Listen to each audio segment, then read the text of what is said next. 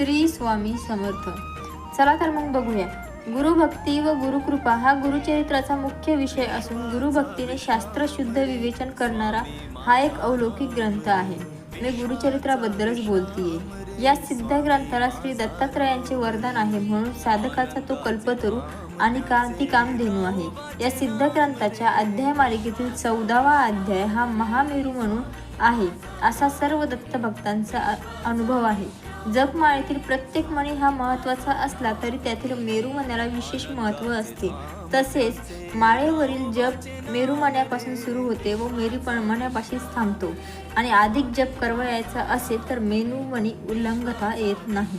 तसेच आपल्याला बघायचे आहे की गुरुचरित्रामधील 14वा आणि 18वा अध्याय हा महामेरू म्हणून मानला गेलेला आहे. तर आपण आपल्या स्वामी सेवेमध्ये रोज जसं की आपण 11 माळीचा जप करतो आणि स्वामी सारामुरादाचे 21 अध्यायापर्यंत पठण करतो, गायत्री मंत्र म्हणतो, त्याचबरोबर आपण रोज 14वा आणि 18वा अध्याय हा आपल्या स्वामी सेवेमध्ये घेऊ शकतो. आणि जितक्या गुरुभक्तांनी याचा अनुभव घेतलेला आहे त्या प्रत्येकालाच 14वा आणि 18वा अध्याय वाचल्याचा अनुभव मिळालेला आहे.